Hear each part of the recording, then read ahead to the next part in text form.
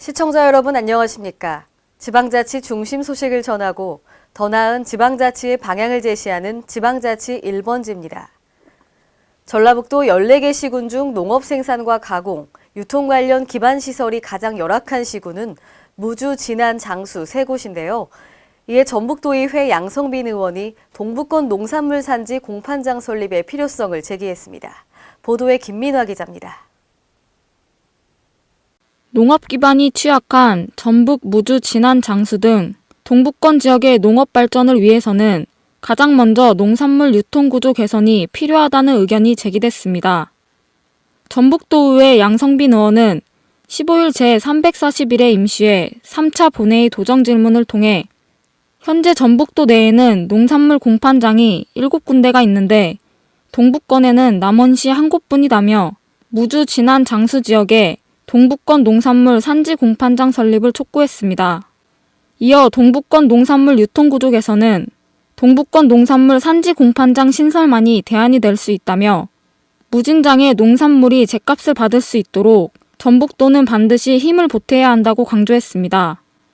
양 의원은 전북도 14개 시군별 가구 중 농가가 30% 이상을 차지하는 시군이 무려 7시군이고 이 중에 5개 시군이 동북권에 해당되지만 농업 생산, 가공, 유통 관련 기반 시설이 가장 열악한 시군은 무주, 진안, 장수 세 곳이다며 동북권 농업 발전의 필요성에 대해 언급했습니다.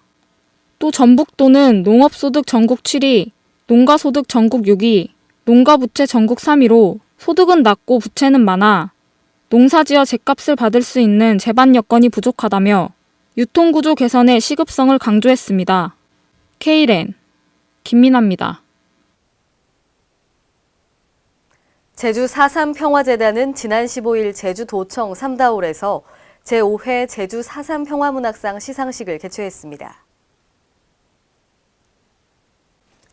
이날 시상식에서 시 부문은 검정고무신의 박용우 작가, 소설 부문은 1988년생의 손원평 작가에게 상패와 상금이 수여됐습니다. 4.3 평화문학상은 4.3의 아픈 상처를 문학 작품으로 승화함과 아울러 평화와 인권, 화해와 상생의 가치를 실현함으로써 도민화합과 제주의 새로운 도약을 이루기 위해 2012년 3월 제정하여 현재 제5회에 이르고 있습니다.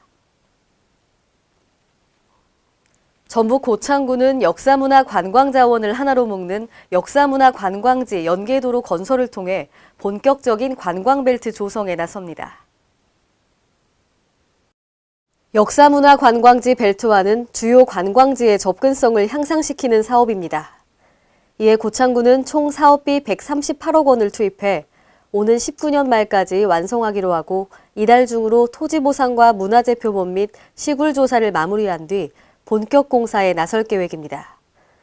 1구간은 고창읍 월곡리에서 신림면 발룡리까지 3.5km로 연계된 주요 관광지는 석정온천과 고창읍성, 신림저수지 등입니다. 또 2구간은 신림면 벽송리에서 부안면 운양리까지 1.2km로 연계된 주요 관광지는 운곡 람사르 습지, 고인돌공원, 선운사 등입니다. 전북도의회 박재환 의원은 말산업 특구 지정을 준비해온 전라북도가 후보 지자체의 지원 조례가 제정되지 않는 등 준비에 허점이 있다면서 질타했습니다. 보도에 한결 기자입니다.